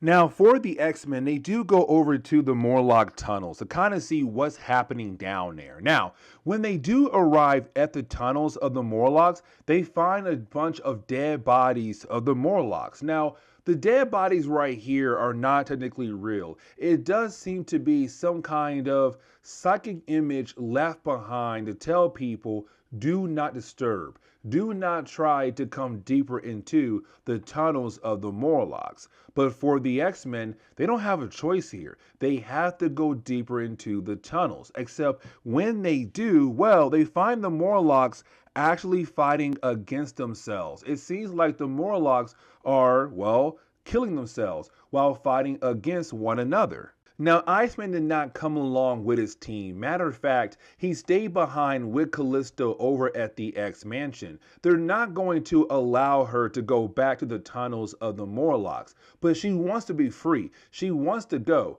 but Iceman says no. But then you have Iceman be confronted by Mikhail, who kind of agrees that Callisto should be let go to go back to the Morlock tunnels.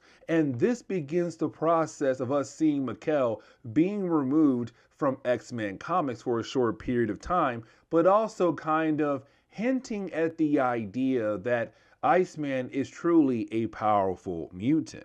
Now, I want to jump back over to the X-Men who are in the tunnels of the Morlocks. Here's the reason why. Because you have Charles being able to kind of realize that all the Morlocks seem to be linked together mentally. Like all their minds have been connected for some unknown reason by an unknown source. Now, this could have been done by Mask, but the problem is Mask does not really have the ability to mess with people's minds like that. He's able to change your face, which could then do some mental damage to you because the way you look now, but he does not have the ability to connect people's minds. Now, for Storm, she kind of hates what she's seeing going on with the Morlocks. The whole idea that she should have been down here to help them out a long time ago. But you did have all the Morlocks recognize her as their leader, the one that kind of had stepped away, had abandoned them. And so you had all the Morlocks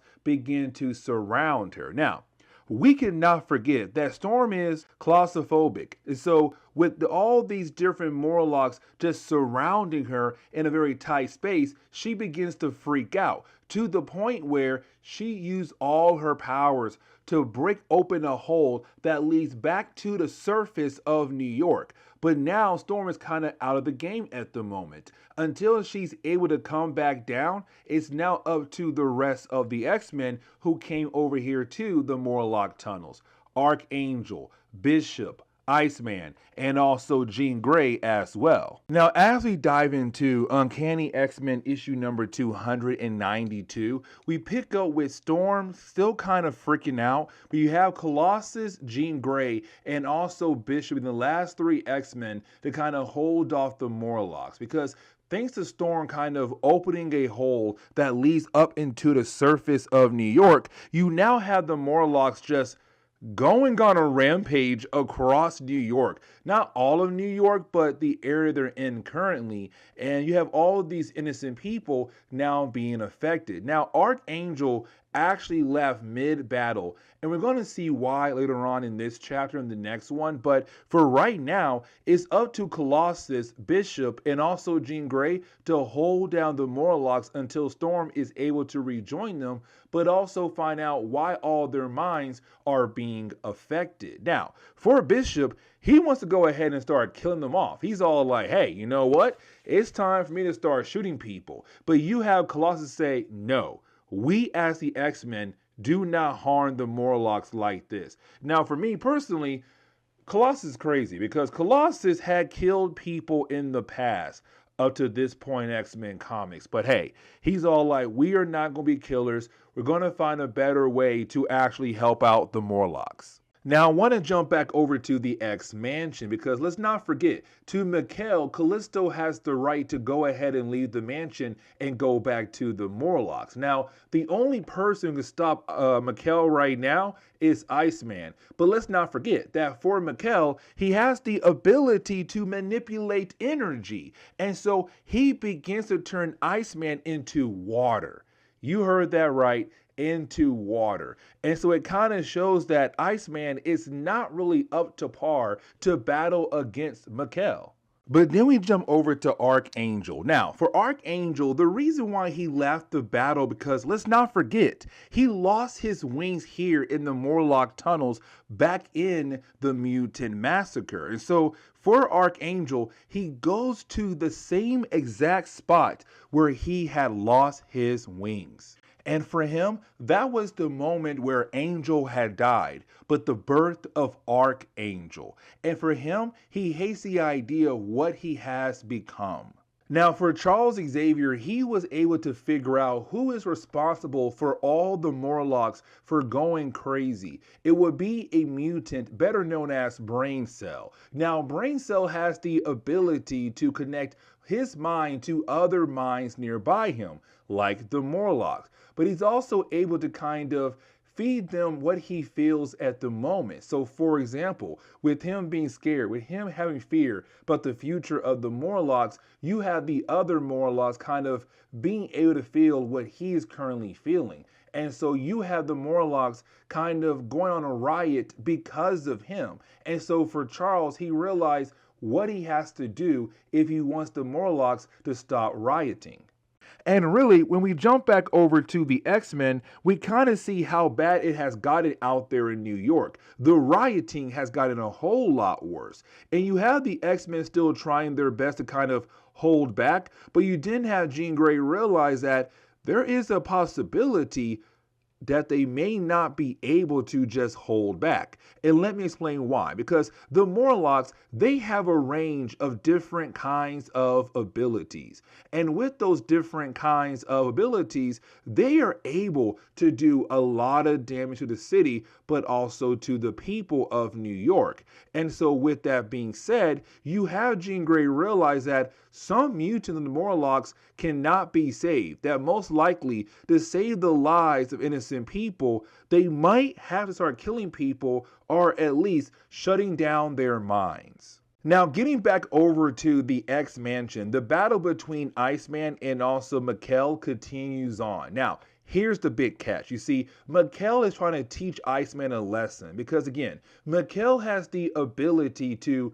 manipulate energy. And so he was able to realize that there's more to Iceman than we actually know, kind of hinting at the idea that Iceman could be a real powerful mutant if he's actually able to tap into his powers, if he is able to actually learn more about his abilities. If Iceman was more focused about learning his powers rather than being with the ladies or possibly doing other things in his life, he would be a very powerful mutant that other mutants might be scared of. Either way, you do have Mikhail being able to take down Iceman, and you have Callisto being able to find the old jacket that she gave to Storm when Storm was able to take over the leadership role of the Morlocks. Now, I want to jump back over to Charles Xavier because you have Charles Xavier realize that Brain Cell is currently in a very tight spot in the Morlock tunnels. And so for Charles, he wants to help out Brain Cell, but he'll have to crawl over there to him because his wheelchair is too big to go down that certain tunnel that Brain Cell is actually in. Now, while you have Charles trying to crawl over to Brain Cell, well, you have Charles feel like something has snagged onto his pants, except no, his leg got severely injured because something had stabbed him while he was trying to crawl over to Brain Cell. But either way, for Charles, he does know how to help out Brain Cell because Brain Cell kind of learns different things about the world around him by physical touch, by touching other people and learning through them. And so for Charles, it's kind of like, hey, you know what? Let me crawl over there to him to actually help him out. Now, for the X-Men, they kind of feel relaxed because you didn't have the Morlocks begin to go back into their tunnels. But for the X-Men, they're kind of still worried about the idea the Morlocks might do something else down the road or something very soon because they still have no leaders. They're still kind of like wild people living in the tunnels of New York. And so you have the X-Men go into the actual Morlock tunnels to kind of figure out what to do with the Morlocks. Now, at the end of this book, you didn't have Mikhail and Callisto standing over the body of Iceman. He's not dead, no, but Mikhail was able to defeat Iceman. But now these two characters have free access to go back over to the tunnels of the Morlocks.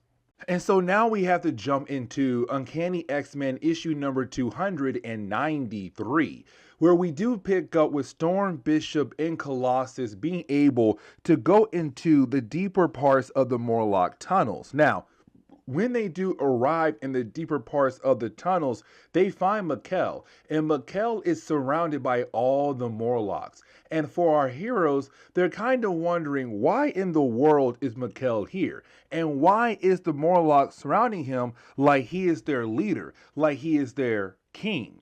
Now, if you're wondering, hey, where's Jean Grey? Where's Charles Xavier? Well, Charles told Jean Grey to find Archangel so that she can help him through his certain situation at the moment, while you have Charles trying to work his way back over to his wheelchair to hopefully rejoin the X-Men. Unfortunately for Charles Xavier, he won't be able to make it back over to the X-Men just yet. And the reason why, because, well, you have Callisto being able to get the jump on him. And so now we're going to see a battle between Callisto and also Charles Xavier. Now, I want to jump back over to the X-Men. Here's the reason why. Because you have Colossus trying to reason with his brother. Because now you have his brother actually talking about, well, taking his own life, but also wanting to see if Colossus is going to join him and the rest of the Morlocks as they take their lives. Because for Mikkel, he believes that his only purpose is to take lives, that his power's only purpose, again, is to take lives. Because when they were back in that other dimension, him and his powers, they only killed people. And so for Mikkel, he's saying, this is what I'm good for, to, kill people, including myself. And so he opens up the gates that allows the East River water to come into the actual tunnels of the Morlocks to, well, flood the tunnels, to kill every single person who is currently living in the tunnels. Now, I want to jump over to what I say is the funniest moment of this story arc. Charles Xavier being able to knock out Callisto because, well, I guess she did not see it coming, even though she was clearly staring at the man. But while you have the two characters go back and forth for a very short period of time, you did have Charles being able to uppercut Callisto right in the face to knock her out. Now, for Charles, he believes, okay, he should be able to work his way over to the rest of the X-Men. But you didn't have Mikkel use his powers to kind of force Charles and also Callisto right over to where he is at, to kind of be part of the whole idea of him killing of himself, but also the Morlocks. Now, we also see Iceman arrive, and we're kind of left to believe that we're going to have this big final battle between the X-Men and also Mikkel. Now, I want to jump back over to Archangel and also Jean Grey because you have Archangel going through it. Now, he does have a good reason why, because let's not forget, he lost his wings while being here in the tunnels the last time he was here. Then he met Apocalypse, who turned him into Archangel. But for Archangel, he kind of believes that it is Apocalypse's fault that he now has this bloodlust. It is Apocalypse's fault that he has changed into a different kind of man, a dangerous man. And you have Jean Grey kind of say, so what? Like, even though Apocalypse had given you those tools to be that kind of person, you are still responsible for your own actions. Like, yes, he may turn you into a bloodlust character or some kind of crazy being, but it's up to you to take those tools and become the man you want to be. It's her saying, like, dude, you're overreacting. Like, yes, he changed you, but you can still have a normal life, but you have to regain control of your life.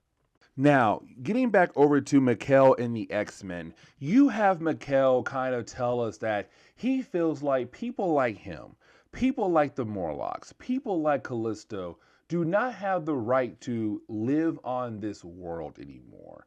And so for Mikkel, it's time for them to, well, go away. Now you have Colossus trying his best to talk his brother out of the idea of killing him and the others, because let's not forget that Mikkel has not met his little sister yet, Illyana, of course better known as Magic. And so for Colossus, he's trying to reason with his brother. But the rest of the X-Men, they kind of realize Mikkel cannot be reasoned with. And really, Mikkel does not want to kill off Colossus nor the X-Men, because to Mikkel, they still have some time to live. They need to survive to do what their lives are destined to do. He's kind of like, no, you still have so much time on this planet. But for me, no, I'm out of it. And so you have Mikkel begin the process of bringing down the entire tunnels of the Morlocks, where you have Mikkel being able to put the X-Men in some kind of energy bubble to get them the heck out of the tunnels, and the tunnels collapse. And we're kind of left to believe that the Morlocks are dead, but also Mikkel. Now, I'm going to tell you right now, no, they're not dead. This leads into another series coming out down the road on my channel where Storm gets a 4-part miniseries. With that 4-part miniseries, Mikkel comes back, and I want to say the Morlocks do as well. But the book kind of ends on a very sad note because you do have Colossus call up his sister, and she had no idea what was the big surprise that he had for her because him and Mikhail was supposed to go back to Russia to have Mikhail meet his little sister, the sibling he was never able to meet. But now you have Colossus calling his sister to tell her, hey, that surprise ain't coming. And so she's left to wonder, what was the prize in the first place? Now, if you saw our last video, you know that Storm lost Forge. Forge left the X-Men, he broke up with Storm and left with Mystique. And so he picked up with Storm kind of sad because the plants that she brought with her from Kenya have all officially died. Now, I got a problem with this.